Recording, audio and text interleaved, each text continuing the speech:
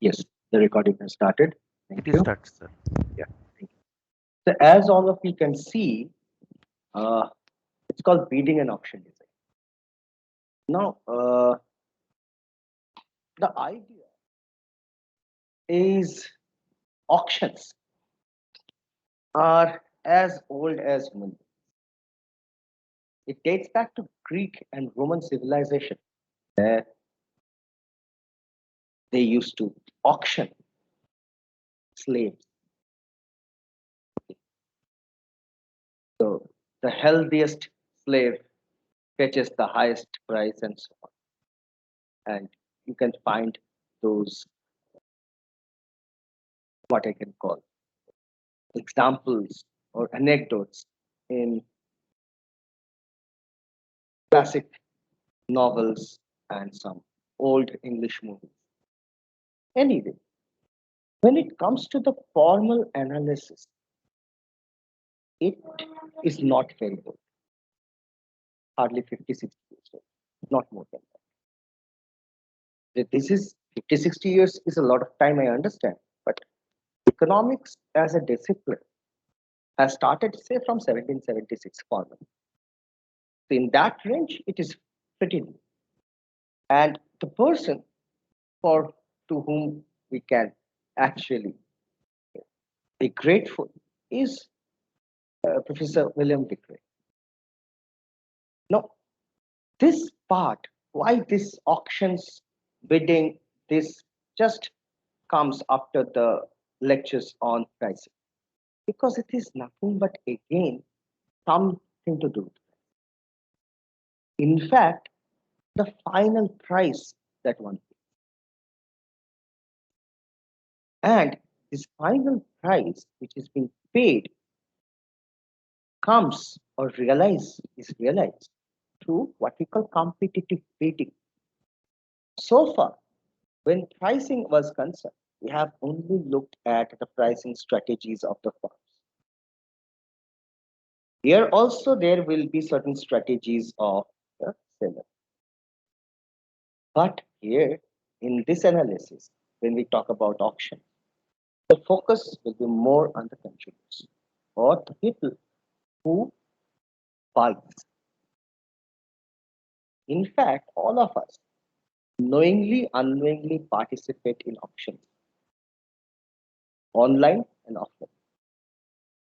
So if I give an example of offline auction, you'll understand that online is already there.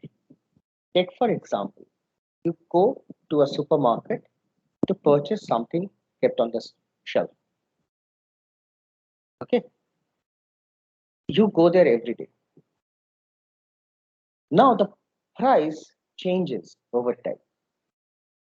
Either it increases a little bit or there are discounts. Why? Basically, the concept of stock clearance has a lot to do with the idea of auction. And auctions actually affect our life. At the end of the day, the price you pay for your mobile phone depends on the auction of the 4G spectrum. And there is a typo, sorry for it, let me immediately change, and the recent Air India. So what will be the prices when you fly from, say, Delhi or Mumbai or Chennai or say Ranchi to Kolkata when the campus reopens? Not only Air India price, but because the 18,000 crore bid by Tata Group, winning bid by Tata Group to acquire Air India, that will also affect the pricing strategies of Indigo through the pricing of Air India. You can understand now, because in our previous lectures we have made it clear that whatever the price of Air India is will have a direct or indirect bearing on the prices of Indigo, SpiceJet, and whatnot. But what will be the pricing of Air India is also contingent upon the winning bid amount 80,000 crore. Because that has been calculated through a projected profit maximization objective function. Right?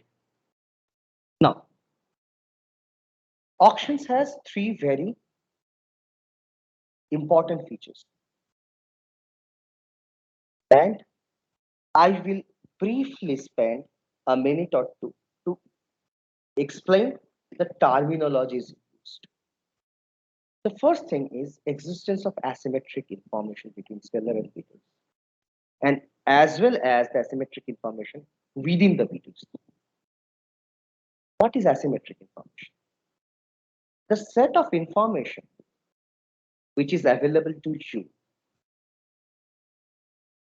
is not exactly the same set available to me. You might have a little more information than me. Now, that is exactly what we call asymmetric information. Now, suppose I know that I have more information, and if that information pertains to me, and if I can share it with others somehow, then that will somehow maximize my payoff or increase my payoff. Then what I will do, I will try to signal them. And suppose I want certain information. I know there is a lot of information. I exactly cannot understand what to do with it. So I use some screening methods to understand exactly which signal is a correct signal and which signal is a misguiding signal or misleading signal. The second thing about auction is that when we talk about optimal strategies among bidders on sellers and bidders and sellers, these optimal strategies depend on the levels of risk aversion. Now, what is risk aversion? Well, whether we all take, for example, I have certain income which varies over the state of time. Suppose I'm a farmer. Very simple example. Suppose I'm a farmer. If the crop is good, my income is Y. If there is a crop failure, my income is zero. Right? So what I can understand that my income is uncertain. So there is certain uncertainty related to my payoff. So how much I am tolerant to that uncertainty? So there can be three categories. What is risk neutral? So basically, I do not care about risk at all. Or I'm averse, or I'm lover. If I'm a gambler, I always focus on the highest payoff and ignore the least payoff. Then I'll be basically what I call basically a risk lover. And I will just ask all of you to imagine a simple diagram in front of your mind. In the horizontal axis, put income. And in the vertical axis, put something what we call utility from that income. I am not consuming cash. My income comes in the form of cash, say, or bank balance. So there is a number against the account I put. Right? I do not consume that. I spend that money on certain things and get utility out of those consumptions. A set of commodities and services. Now look, if I'm poor, a very little increase in income is more important than same magnitude in increase in income if I'm rich. So suppose I'm very, very poor, 1,000 rupees additional income will create a lot of positivity in that human being who is poor, but 1,000 rupees income in addition to Ratan Tata will not make any difference. And this is exactly what we call diminishing marginal utility of income. So when I say that, just imagine a particular space in front of your mind, that in the horizontal axis I put income, on the vertical axis I put utility out of that income. You can actually have three types of graphs. One is a straight line, and this is what we call risk neutral. So as my income increases, my utility increases proportionally. But if I have diminishing marginal utility of income, it will be increasing at a decreasing order. If I'm risk lover, it will be increasing at an increasing order. So the degree of aversion to risk has a lot of bearing on the optimal strategies for business. And finally, what is expected payoff? When I have uncertainty, as I just mentioned, that suppose with 50% probability I might have no income, with 50% probability I have the 100 income. So my expected income will be 0.5 into 0 plus 0.5 into 100. So 50. That's what we call expected income. Similarly, the payoffs, given different probability distribution, you can calculate, and that's exactly what we call expected payoff. So I have defined what expected payoff is. Now the statement that given certain specific circumstance or circumstances, this expected payoff to the seller as well as the person who wins the bid are same across auction types. That brings us to the question, what are types of auction? Now, types of auction depends on the method which is used for bid submission of the bid, and hence the determination of the final price, which is to be paid by the winner. Now, this particular aspect, that how this auction bidding is done and what should be the final price, is set by the seller. And these are what we call auction rules. So apart from auction rules, there is something called auction environment. And this environment also is used for determination of the types of auction. And that in turn depends on the type of auction, which is type of object which is being auctioned. So let's get into the auction rules. So as we said, the seller determines the auction rules. And when she sets these auction rules, she has only some limited knowledge about how much the bidders are willing to pay. So look, she does not have complete knowledge. And this is exactly where asymmetric information comes to play. There are four major categories of auction. The first is open outcry. Open outcry is all the bidders come together and cry out their bids. Within open outcry, there can be two categories. So out of the four major categories, two categories belong to open outcry section. One is the English auction, where which we have said that there is an antique to be auctioned off, people start quoting, and I overbid you, then you again overbid me, and then someone else overbids both of us, and it goes to the highest bidder.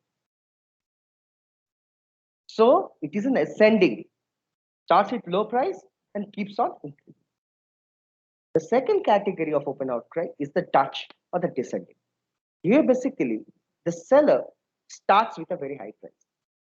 If you accept, it's sold. If you do not accept, then the price comes down, coming down. And this is exactly what we see when these uh, mega stores, departmental stores come up with discounts. Okay, look, you have already participated in auction without knowing, because you have done in a Dutch way. The second category is again what we call the sealed bid auction, and there are two subcategories: first price and second price. The sealed bid is I submit my bid privately, and no one else apart from the seller can see it. And that person is known as an observer who opens the bid and determines who is the winner. The first prize sealed bid auction is the winner has to pay a price which he or she has quoted.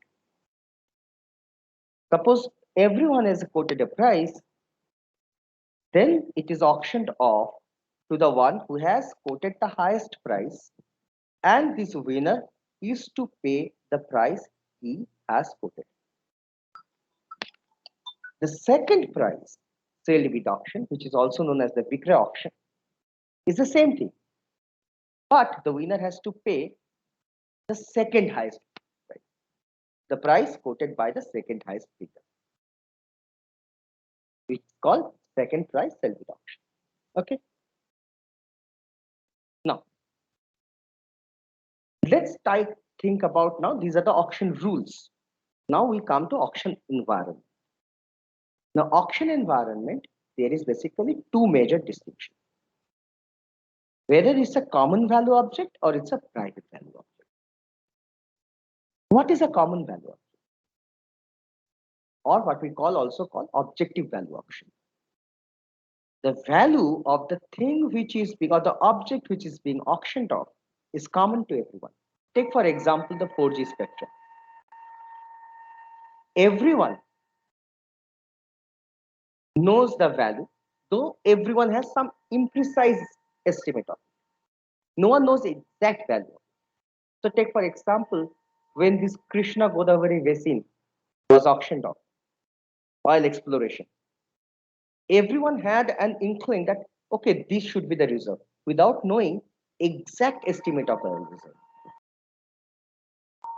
And here, signaling and screening will play a role, as we'll see later. Second thing, okay, one more thing about it, that in a common value, I have an estimate, you have an estimate, and the estimates might be correlated. So my estimate has a direct bearing on your estimate. Okay. The second type of environment is when we deal with private value or subjective value auction.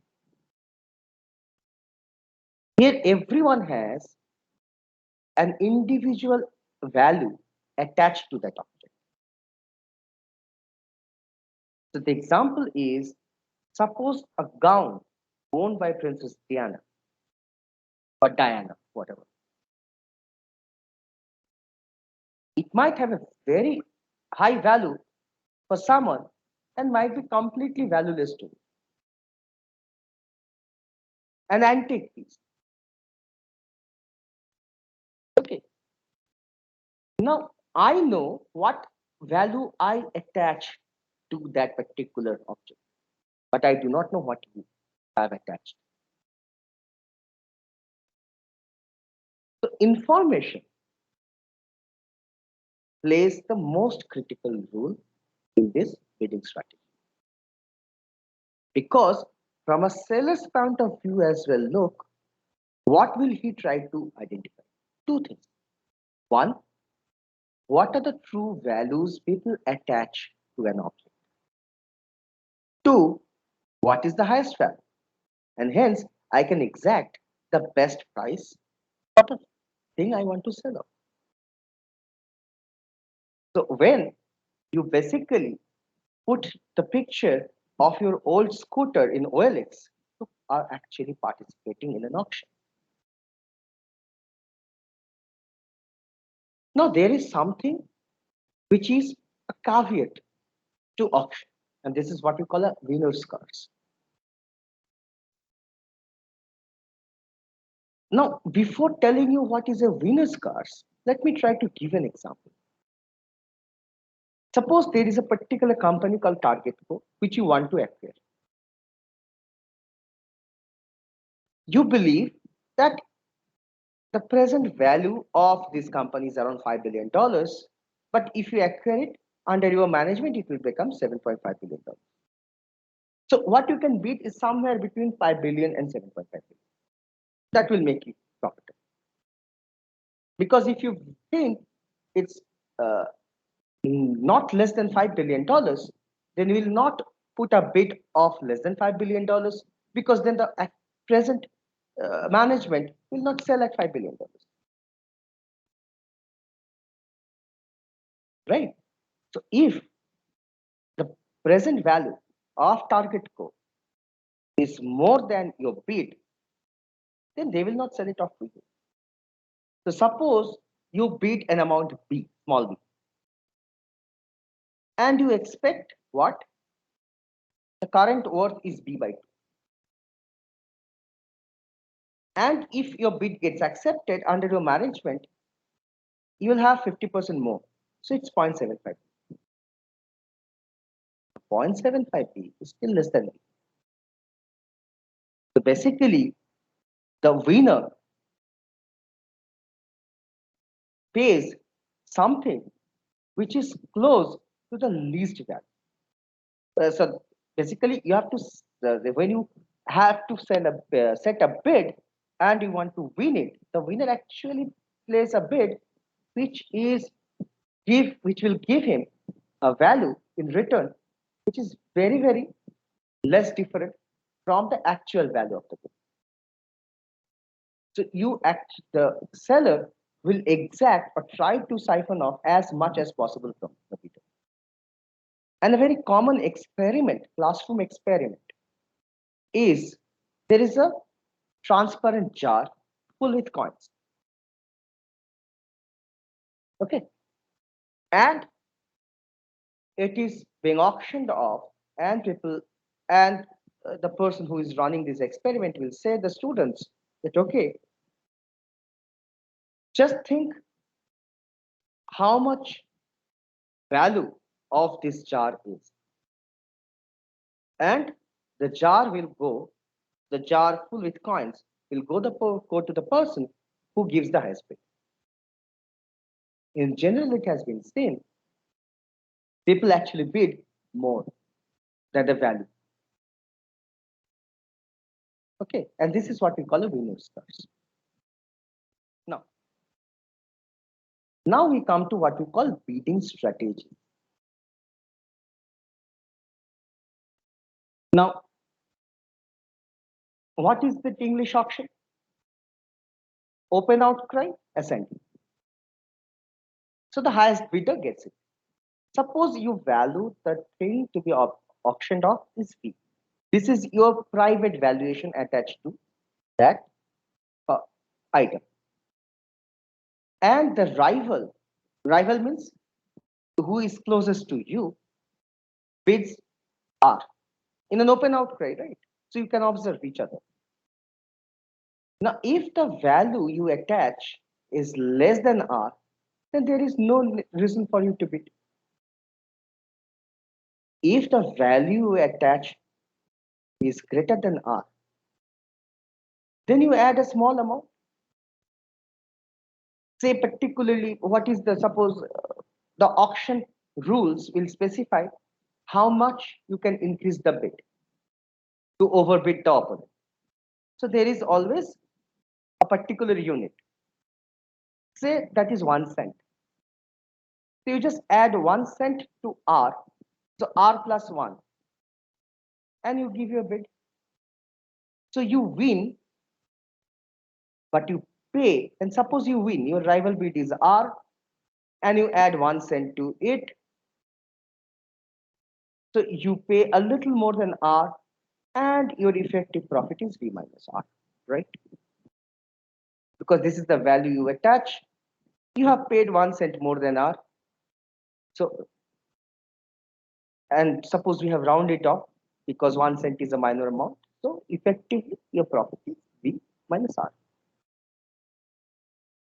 Now first price, sealed bid. Will you bid V? V is the value you have attached.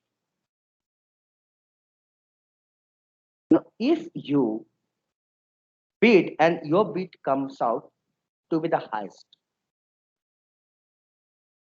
then you have to pay V. So your effective profit will be zero. But if you place a bid which is less than V, you might not get it.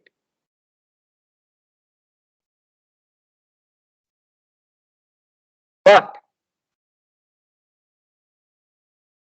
if you get it, you still have a positive surplus, V minus R. And this is what we call incentive to shed.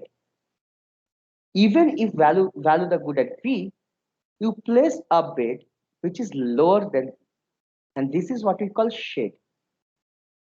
And what is optimal shading? Optimal shading is the strategy which balances your increasing profit margin, which is your advantage. Because if you bid substantially lower than V and you still win it, then V minus that, which you have your winning bid, suppose that is K, will increase. It will increase as much lower bid you have submitted as winning bid. But the moment you lower, your chance of winning also goes down. Someone might overbid you. That's the disadvantage. So advantage and disadvantage that you have to balance, and that is what we call optimal shading. Let's come to Dutch auction.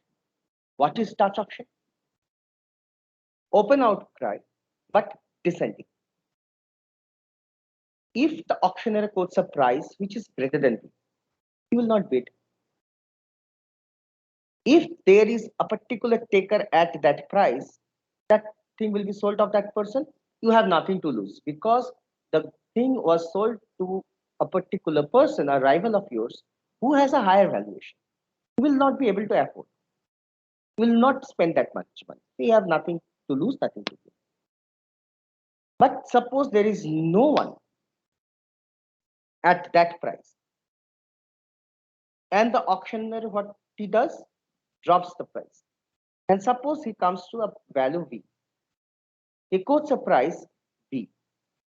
Now you can bid, get the thing at V, but you have zero price profit. Or you can wait that the price drops a little bit more so that your surplus is generated. It's exactly like the first price till bid auction. You have an incentive to shift for the second price till bid auction. Without wasting any time in this particular slide, let me directly go to this statement that under the second price till bid auction, every bidder will have a dominant strategy, which is bid your true valuation. So there is no incentive to shade. How? Example. Suppose your valuation is $3,000 and you have no idea about what are the valuations of others. What you know, everyone will submit their bids in sealed envelope, and the one bid which has the highest amount, that will be declared the winner. But the winner will have to pay a price which is the second. So suppose your bid is small b and the largest rival bid is smaller. Now let's compare small b, smaller, and your valuation. So you have take the first case. What is your bid is more than $3,000. So you place a bid which is more than the valuation you have. Three cases. depending on R. So suppose R is less than 3000.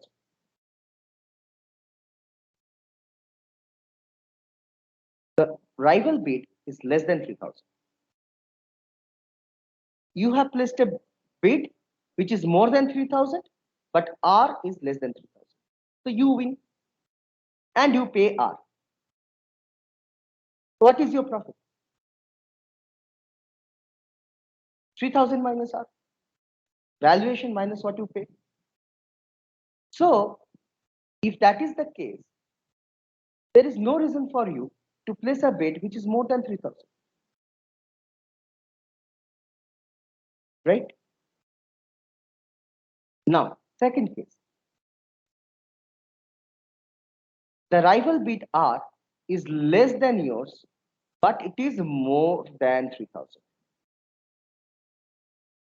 You have placed a bid B, which is more than 3000 and also more than R. You win, but you have to pay R. But R is greater than 3000. So it's a loss. You have lost R minus 3000. If you had placed a bid equal to 3000, then your rival would have won, but you would not made any loss. So it is better for you to place a bid which is 3000.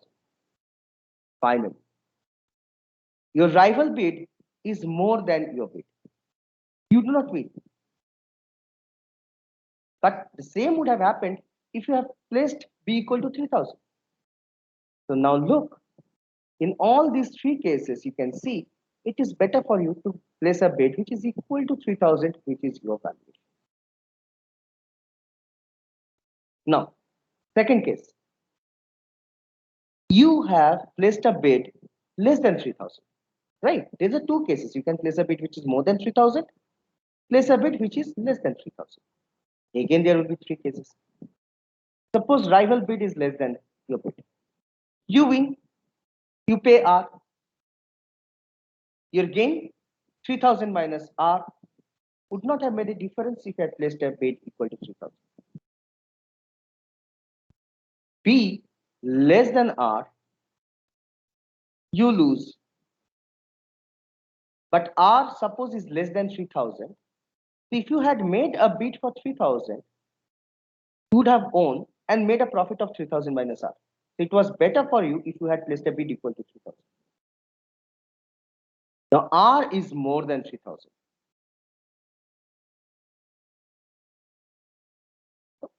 You do not feel, but you quoting a bid which is equal to 3000 would not have changed the result. Again, better for you to place 3000.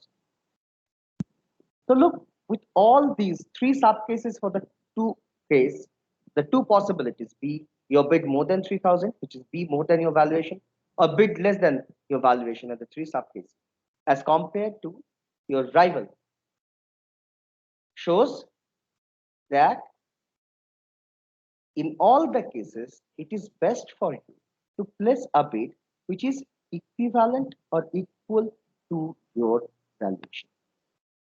And this is exactly what we call rigorous truth setup.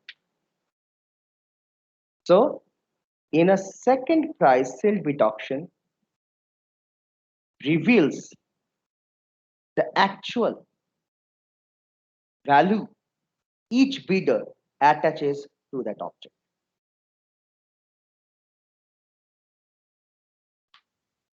Okay. Now, buyers or bidders are not the only party in an auction.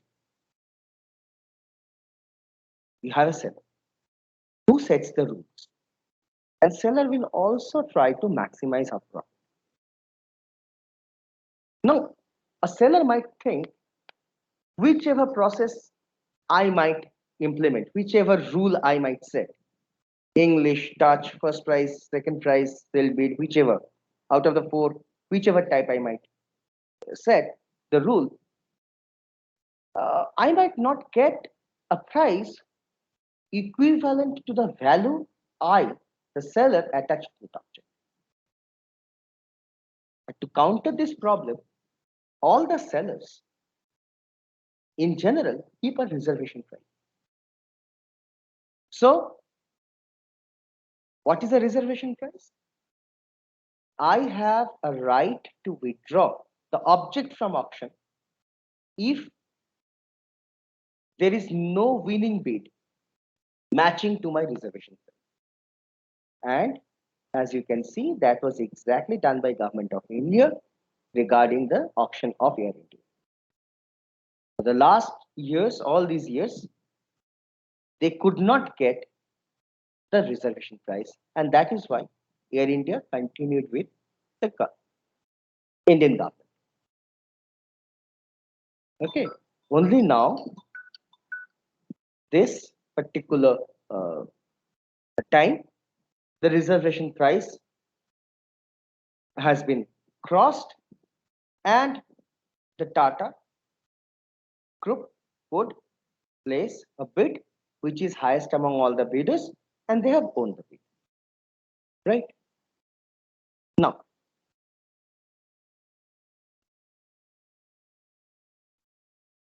you have a reservation price, and given the Vickrey theorem, you can opt for the second price reduction. But does these maximize the seller's profit? Because look, even if you implement the second bid, the second price sealed bid auction, suppose the winner has the value $3,000, but he pays R, which is less than $3,000, which was the second highest bid for it. But in doing so, the seller could reveal the maximum willingness by everyone.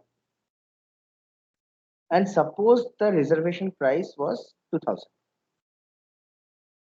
and R is more than 2,000. But does that maximize the seller profit? Now, basically, which type of mechanism is best for the seller? That depends on two things. As we said earlier, the attitude towards risk by all the bidders. And something where this thing becomes a little tricky, the belief about the value of an object.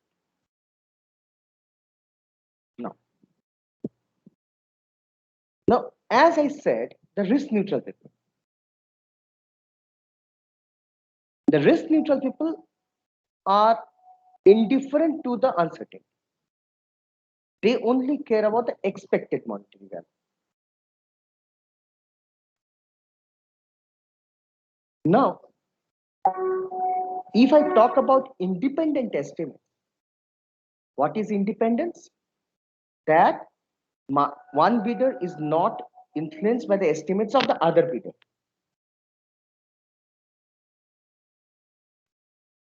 Now, in these conditions, so if you have risk neutrality and independence of estimates,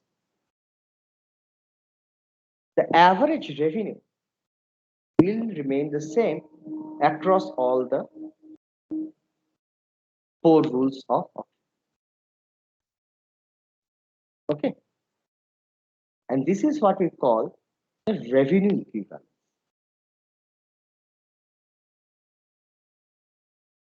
Now, look, take for example the second price auction. It's straightforward.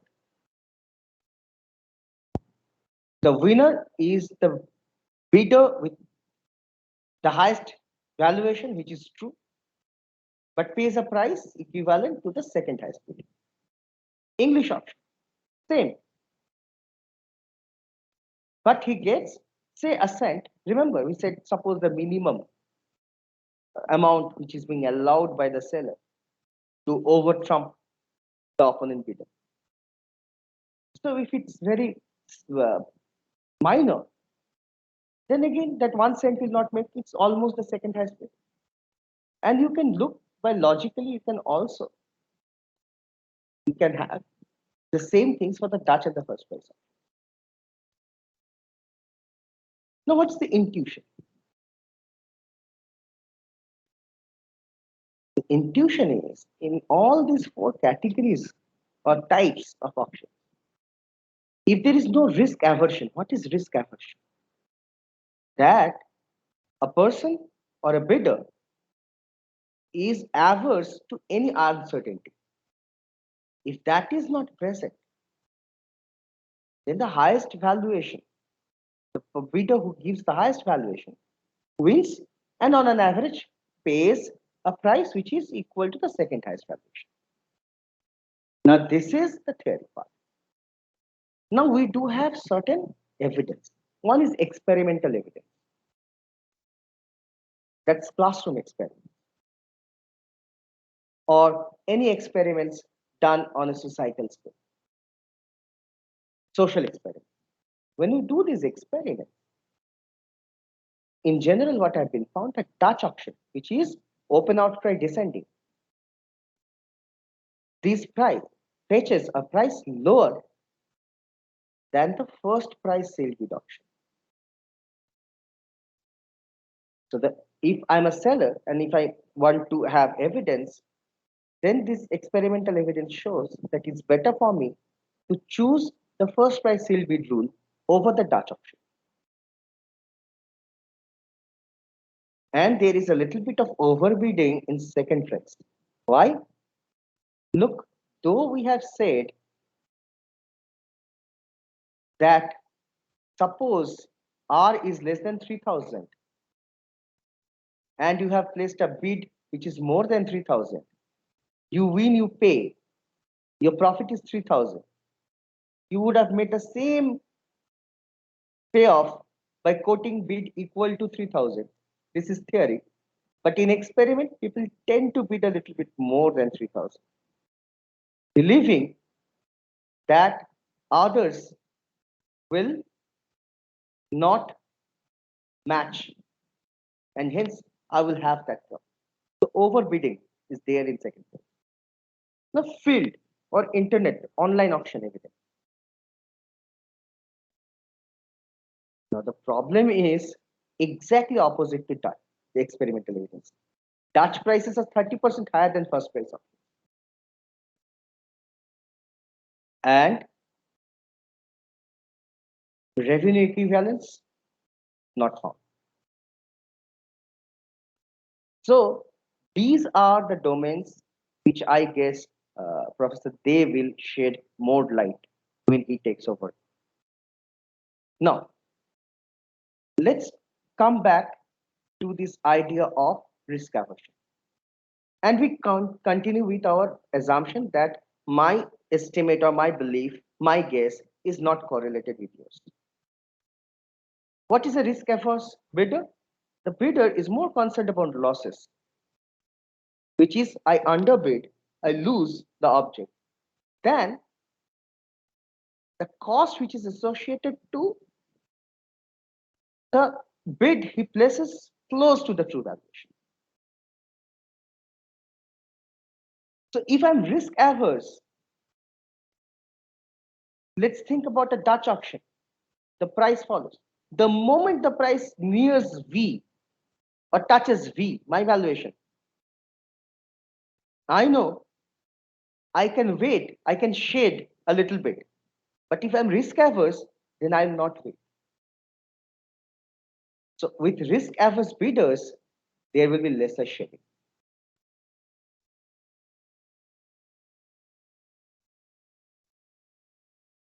So when these bidders themselves are risk averse, what is risk aversion defined?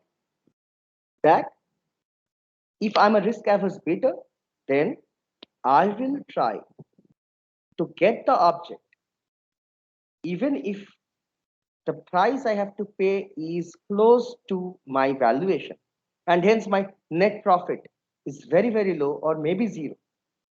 As in the case of Dutch, it will be zero. In the second price sale bid auction, it will be near zero, but positive if I win. But the seller does better with a first price auction or a Dutch auction, right? Now, let's come to correlated estimates. So far, we have not said the estimates are correlated. Now, when I'm saying correlated estimates, that means we are in the domain of a common value option rather than private value. So far, we have talked about private value. You must have understood by now that my valuation is different from your valuation. Now we talk about, say, uh, auctioning of an oil field.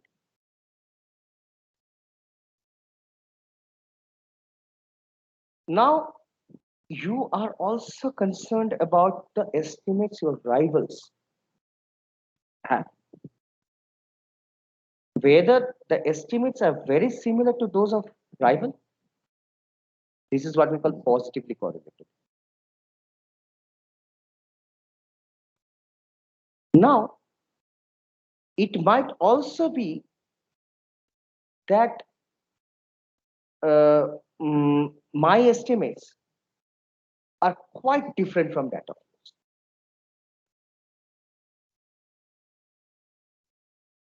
yours. Now, if the estimates are positively correlated, then in first price auction, just think intuitively. It's very simple.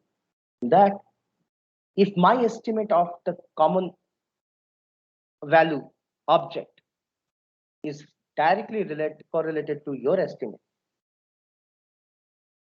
then if we go for the first price sale bid auction, then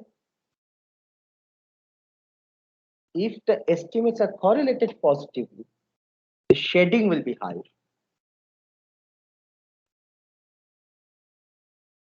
Or lower, because if the estimates are positively correlated but optimistic means that our estimates move in the same direction, in the upward direction. So if it is positively correlated, then look, the second price auction is better for the seller, because the estimates and hence the bids by these bidders will be very, very similar. So he will lose much less. And because of correlated, because second price reveals the true valuation of the bidders, he does not lose much. But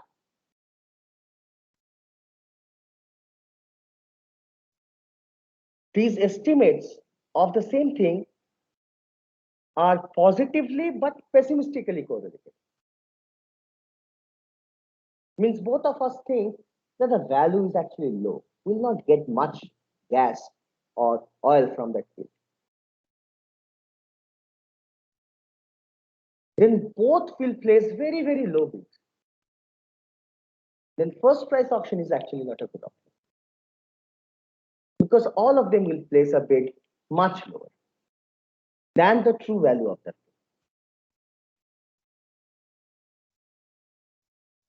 So look, this correlation of estimates has a lot of bearing on the profit of the seller. Now take that you are bidding on an oil field in an English. English is open outcry, ascending. And the price which is being auctioned is nearing or almost touching the estimate that you have placed uh, in your mind. But you are observing that your rivals are still bidding. Then you might think, okay, my estimates might have been wrong. All these rivals are bidding feverishly. Then I must have made a mistake, and my estimate was an underestimate. I have underestimated the true value. So now I have added information from the signal which I observed from the corresponding digits, right? And your rivals actually convince you that your estimate is good. And now you might actually revise your estimate and again re-participate in the bidding. So this English auction will be better than the first price, because in the first price you don't have an option to revise and resubmit the bid. So if the auctioneer, the seller, understands that the estimates are correlated, and if the signal of one bidder says that the true value of the common value object is higher than the rest, the others will try to revise. And hence, this English auction would be a better option for the seller. Now, what about the estimates are negatively correlated? This I leave to your judgment or your own thought experiment. It will be exactly the opposite. My estimate is negatively correlated with yours. I think I will do exactly the opposite you will do. Then what is going in my mind? In my mind, it is going that if you are placing a bid which is high, or if you are placing an estimate, you are signaling an estimate of that common object as high, then it must be low. You are trying to trap me. Then the English auction will not do good. Because the moment I see my rivals are feverishly bidding, then I said, okay, I'll do the opposite. I'll abstain from bidding. In that case, the Dutch auction will be a better option for the seller. Because the moment the price is quoted by the seller, if it is not matching to anyone's, he will just bring it down.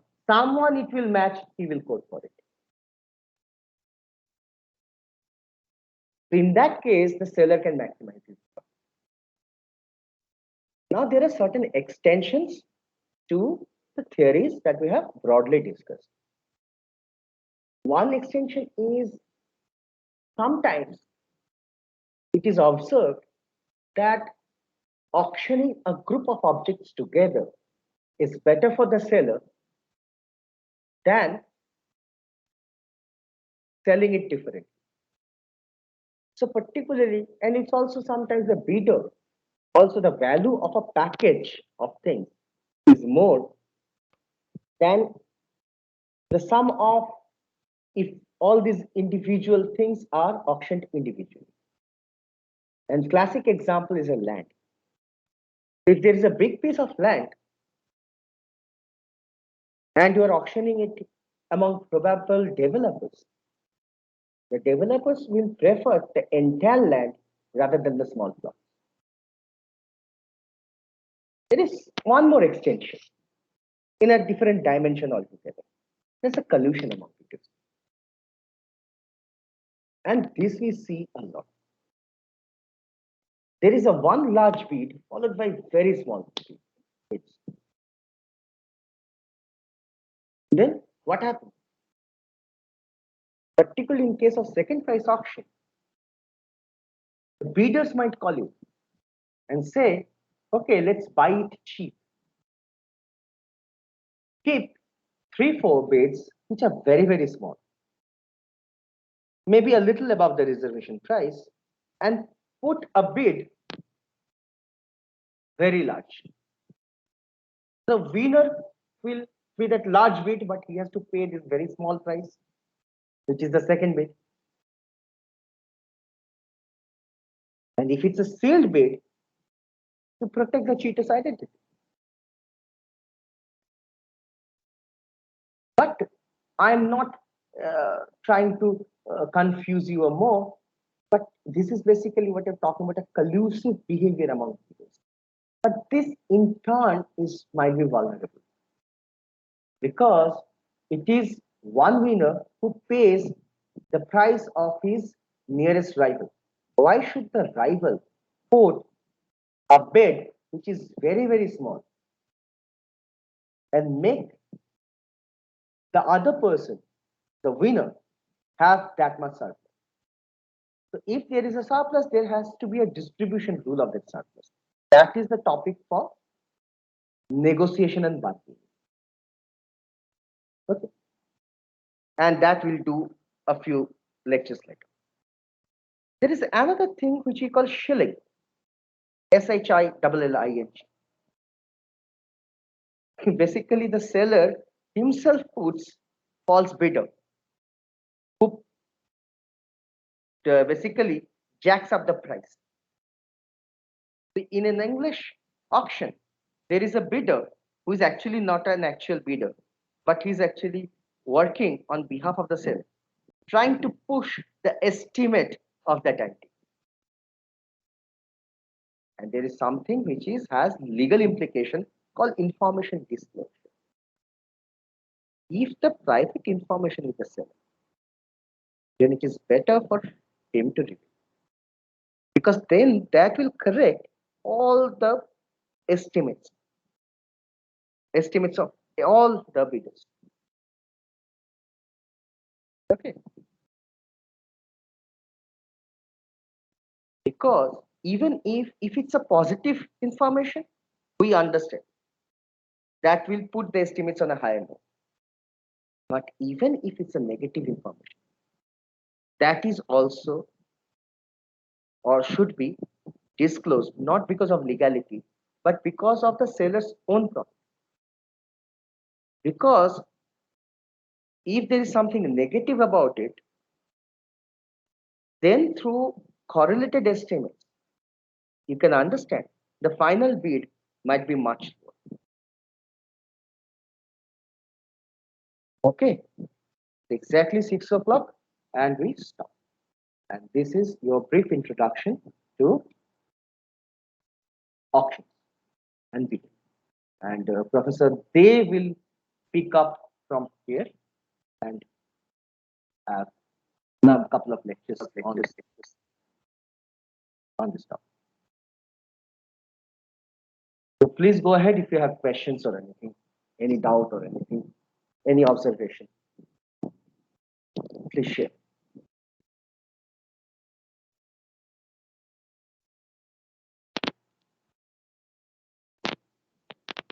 And I will send all the slides. And as you just saw that the last slide is the reference with the exact chapters and everything. So everything I will share today. Preferably through ERP so that everyone receives the email. And please inform me if you are unable to get hold of the reference. Then I have to somehow arrange for it through our through Shayantan or Ravi Teja. I will try to do that.